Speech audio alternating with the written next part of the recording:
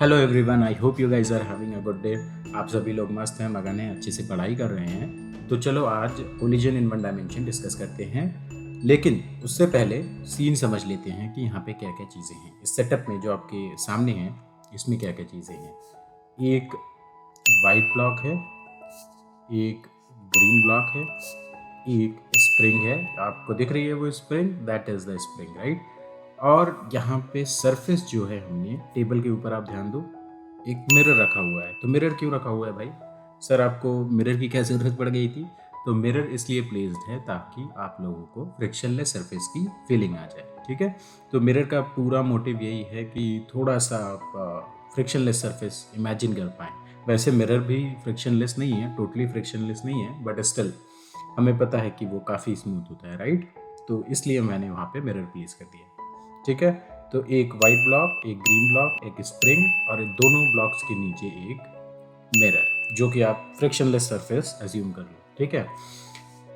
मान लो white block का मास m1 है, ग्रीन ब्लॉक का मास m2 है, ठीक है।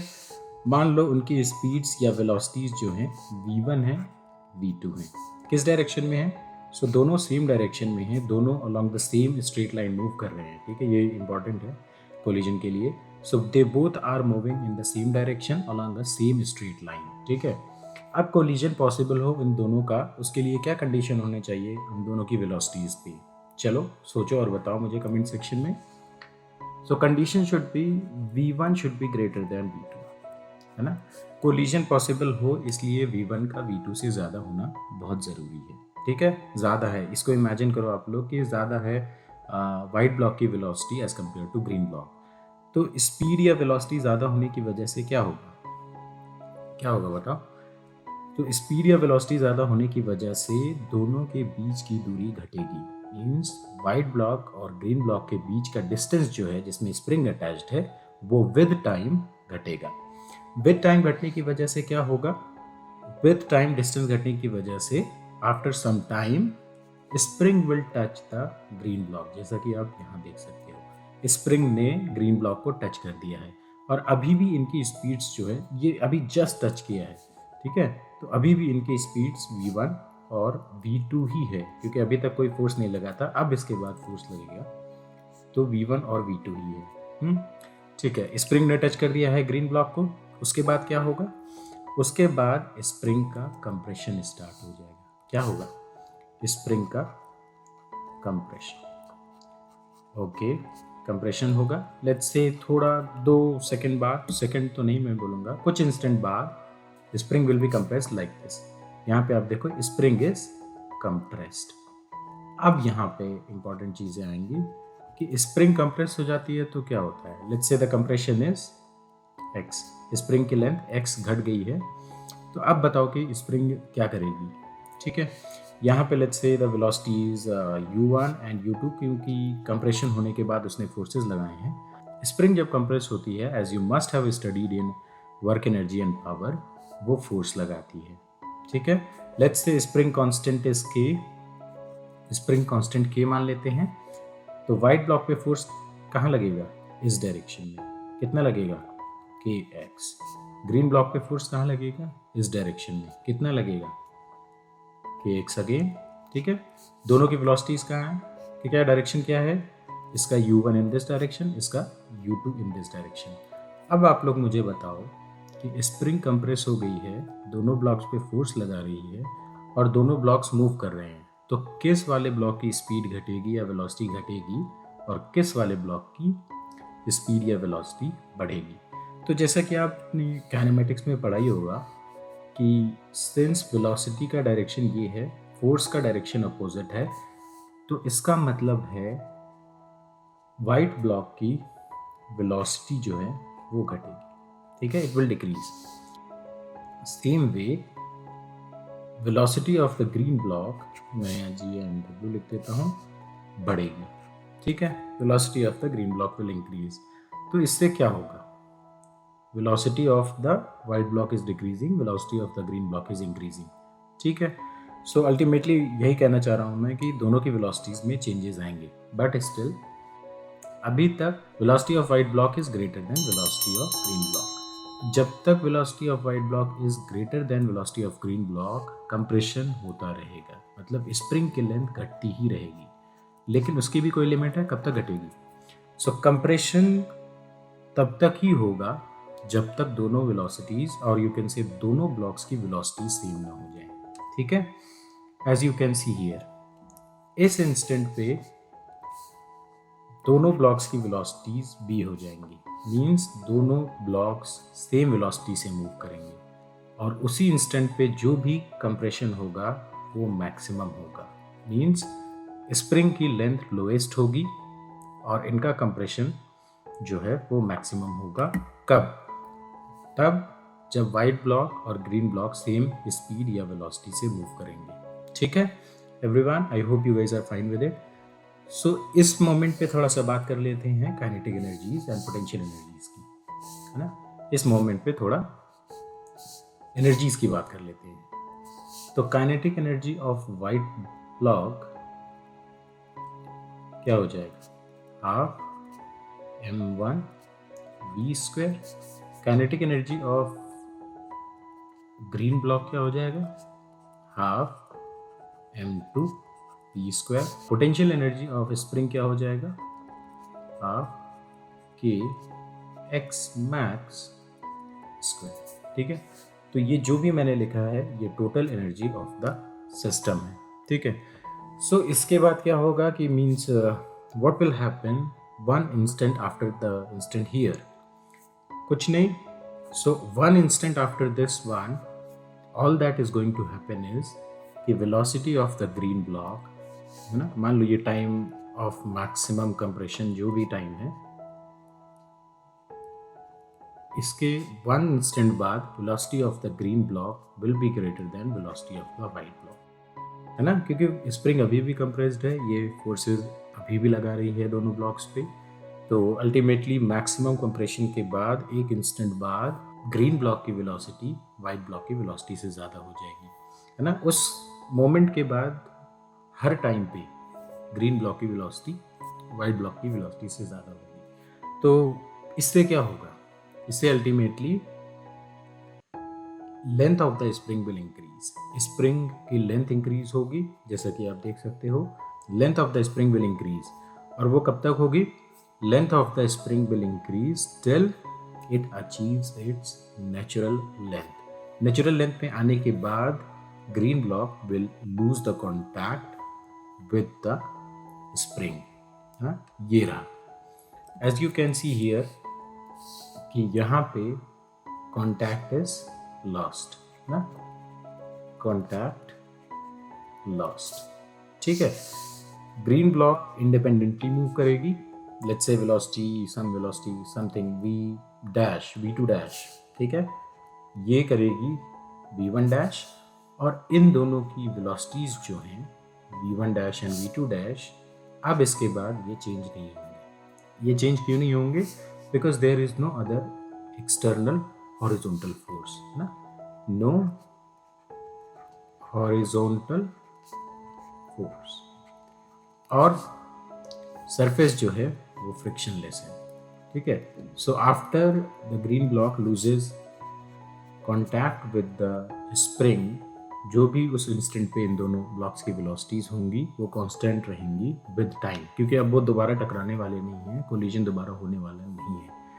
Now let's talk about the kinetic energy and the potential energy at 4 different time frames, है ना। 4 टाइम के इंस्टेंसेस पे हम इनकी एनर्जीज देखने की कोशिश करते हैं। सो पहला, when there was no contact with the spring and the green block, तो इस मोमेंट पे let's say the velocity was v1 and the velocity of the green block was v2, तो टोटल एनर्जी क्या हो जाएगी, टोटल एनर्जी होगी kinetic energy of white plus kinetic energy of green, है ना। इसके अलावा कोई एनर्जी नहीं है, वेरी गुड। क्या है, मासेस इनके m1 एंड m2 हैं, तो half m1 v1² plus half m2 v2², ठीक है। इस इंस्टेंट पे टोटल एनर्जी इतनी ही है। स्प्रिंग की कोई भी एनर्जी नहीं है, क्योंकि स्प्रिंग अभी अपनी नेचुरल लेंथ पे है, कोई कंप्रेशन नहीं है, तो इसलिए उसकी पोटेंशियल एनर्जी नहीं होगी। सेकेंड इंस्टेंट जब स्प्रिंग की कंप्रेशन लेट्स से x है, ठीक है। तो यहाँ पे टोटल एनर्जी क्या हो जाएगी, kinetic energy of the white block plus elastic potential energy या potential energy of the spring, potential energy of the spring plus kinetic energy of the green block, ठीक है। इस इंस्टेंट पे लेट्स से इनकी speeds या velocities जो हैं u1 and u2, तो half m1 u1 square plus half k is the spring constant kx square plus half m1 not m1 m2 half m2 u2 square, ठीक है। That is the total energy of the system at this particular instant. Third instant जब spring का compression maximum हो, that is compression is x max. So total energy होगी kinetic energy of the white block plus potential energy of the spring plus kinetic energy of the green block. इस moment पे क्या velocities होंगी, इस moment पे जो भी velocity या स्पीड होगी दोनों की सेम होगी, लेट्स से कैपिटल V, है ना। तो half m1 v square plus half k x max whole square plus half m2 v square, ठीक है। So the energy, total energy at this particular instant when the compression is maximum in the spring is half m1 v square plus half k x max square plus half m2 v square. The last instant जब दोनों blocks ने या block ने और spring ने contact छोड़ दिया है, उस टाइम पे लेट्स से इनकी स्पीड्स जो हैं v1 dash and v2 dash है, तो टोटल एनर्जी क्या हो जाएगी। अब यहाँ पे स्प्रिंग के अगेन कोई एनर्जी नहीं होगी, है ना, क्योंकि वो कंप्रेस नहीं है, वो अपने नेचुरल लेंथ पे है। Kinetic energy of the green block half m1 v1 square v1 dash square plus half m2 v2 dash square, है ना। Now as you can see from the first and the fourth equation कि total energy is constant, means total energy is same, है ना। Total energy same है क्योंकि पहले case में जब उन्होंने टच नहीं किया था, दोनों ब्लॉक्स ने या एक ब्लॉक और एक स्प्रिंग ने टच नहीं किया था, तब भी energy half m1 v square plus half m2 v square थी। When they leave the contact तब half m1 v1 dash square plus half m2 v2 dash square, कोई पोटेंशियल एनर्जी यहाँ पे नहीं है। So we can say that kinetic energy remains same before and after the collision, but we cannot say that kinetic energy is constant throughout. क्यों? Total energy when there was some compression in the spring में जब थोड़ा compression था, चाहे वो x max हो या x हो, तो वहाँ पे थोड़ा सा, और you can say some part of the kinetic energy was getting converted to potential energy. तो conclusion इसका यही है कि kinetic energy of the system before collision and kinetic energy of the system after collision is same, but kinetic energy is not constant throughout, as when there is some compression in the spring, some part of the kinetic energy is converted to potential energy. I hope you guys are able to understand these things कि ये चीज़ें कैसे चल रही हैं। तो मैं फिर से रिपीट कर देता हूँ, v1 मीन्स वाइट ब्लॉक की स्पीड या वेलोसिटी ग्रीन ब्लॉक की स्पीड या वेलोसिटी से ज़्यादा होने की वजह से एक मोमेंट बाद spring will touch the green block, फिर उसके बाद स्प्रिंग का कंप्रेशन होगा। कब तक कंप्रेशन होगा, कंप्रेशन तब तक होगा जब तक कि दोनों की वेलोसिटी सेम ना हो जाए। दोनों की वेलोसिटी सेम होने के बाद क्या होगा, velocity of the green block will surpass the velocity of the white block. उसके बाद क्या होगा, after some time they will lose contact with each other. तो before collision and after collision में जो काइनेटिक एनर्जी होगी वो दोनों सेम होगी, but when there was a contact with the green block and the spring, जब spring में कुछ कंप्रेशन था, तो some part of that kinetic energy will be converted into the elastic potential energy of the spring, ठीक है। Same nature is shown by two balls colliding with each other. जब दो balls आपस में टकराते हैं, कोलाइड करते हैं या उन दोनों के बीच में कोलिजन होता है, same nature they show. Let's understand the scene here again. यहाँ पे एक ग्रीन बॉल है, यहाँ पे एक वाइट बॉल है। ग्रीन लिखने की जरूरत नहीं है because you guys can see, right, okay. So they are having the velocities let's say v1 and v2 और इन दोनों बॉल्स का कोलिजन हो, इसकी क्या कंडीशन है? As I have already told you in the two block and spring system कि v1 should be greater than v2, v1 v2 से ज़्यादा होगा तभी आपस में टकरा पाएंगे। ठीक है, सेम कहानी यहाँ भी चलेगी। यहाँ ग्रीन ब्लॉक की स्पीड ज़्यादा है वाइट ब्लॉक से, तो after some time they will touch, जैसे यहाँ let's say after some time they touch here, so you guys can see यहाँ पे दोनों ने एक दूसरे को टच किया है। ठीक है, इसके बाद क्या होगा? अभी भी इनकी वेलोसिटीज v1 एंड v2 ही रहेंगी क्योंकि अभी टच हुआ है, जस्ट टच्ड, राइट। फिर उसके बाद कंप्रेशन की वजह से white block will exert a force on green block in this direction and green block because of the compression white block पे यहाँ पे फोर्स लगाएगा। ठीक है, वेलोसिटी का डायरेक्शन इसका यहाँ पे है, वेलोसिटी का डायरेक्शन इसका भी इस डायरेक्शन में है, बट फोर्सेस जो हैं वो अपोजिट डायरेक्शन में है। तो इससे क्या होगा? इसकी वेलोसिटी घटेगी, इसकी वेलोसिटी बढ़ेगी। सेम वही स्प्रिंग और टू ब्लॉक मास सिस्टम का रिपीटिशन हो रहा है, बट स्टिल यहाँ पे ब्लॉक्स हैं। यहाँ पे एक डिफरेंस बस इतना है कि स्प्रिंग के कंप्रेस होने की बजाय ये बॉडीज खुद ही कंप्रेस हो रही हैं या खुद ही डिफॉर्म हो रही हैं। तो यहाँ पे ये जो पर्टिकुलर इंस्टेंट आप देख रहे हो, यहाँ डिफॉर्मेशन ऑफ द बॉल्स है, डिफॉर्मेशन। ठीक है, so I will repeat it again. As soon as they touch each other they start applying force on each other, है ना।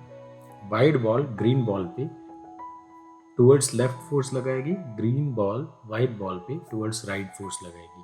अब चूंकि दोनों की स्पीड्स या वेलोसिटीज राइट डायरेक्शन में है, तो velocity of the green ball will decrease and the velocity of the white ball will increase.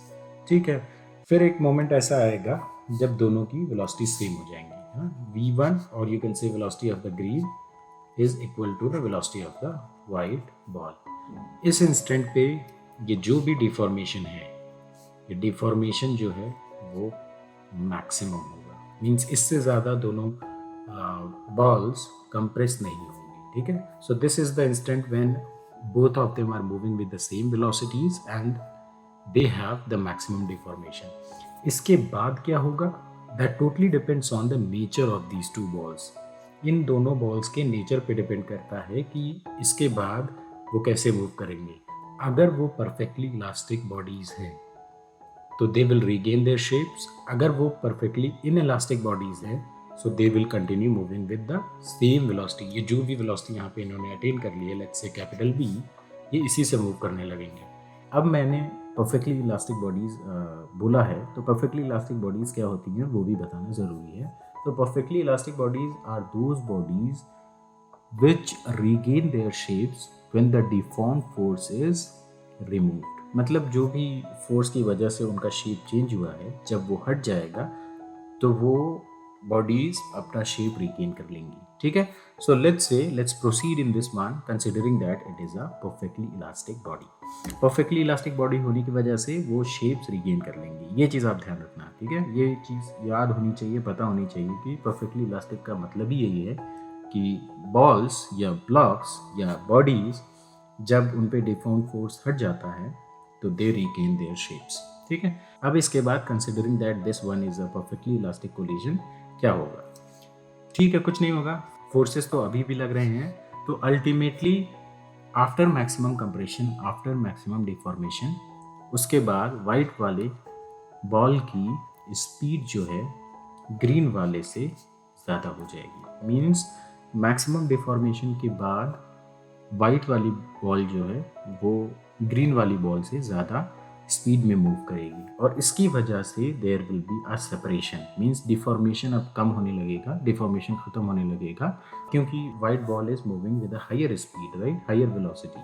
सो एक इंस्टेंट आएगा when they will just touch each other, जो कि यहाँ पे शो है। देखो यहाँ पे क्या है, what is this instant? This is the instant when both the balls are about to leave each other, है ना। Both the balls are about to leave each other. Let's say यहाँ पे इसकी वेलोसिटी u1 है और इसकी velocity u2 है। तो ये जो भी वेलोसिटी इन्होंने अटेन कर ली है, they will keep moving with these velocities through out. Means अगर इसके बाद सम इंस्टेंट, अगर let's say 2 seconds, 4 second, 10 seconds, depending upon the situation, अगर हम देखें कि इनकी स्पीड्स क्या हैं तो वो सेम ही रहेंगी, at same as the velocities at this instant. वो क्यों? Because the surface is frictionless, there is no other horizontal force acting on these two balls, है ना, on these two balls, right? और कोई ऐसा फोर्स नहीं है जो इनकी velocities को कम कर दे.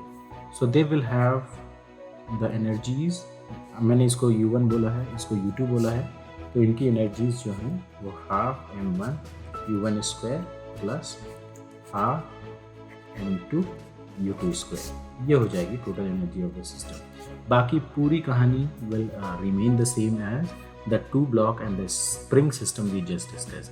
उसमें हमने 4 डिफरेंट टाइम फ्रेम्स पे टोटल एनर्जी की बात की थी.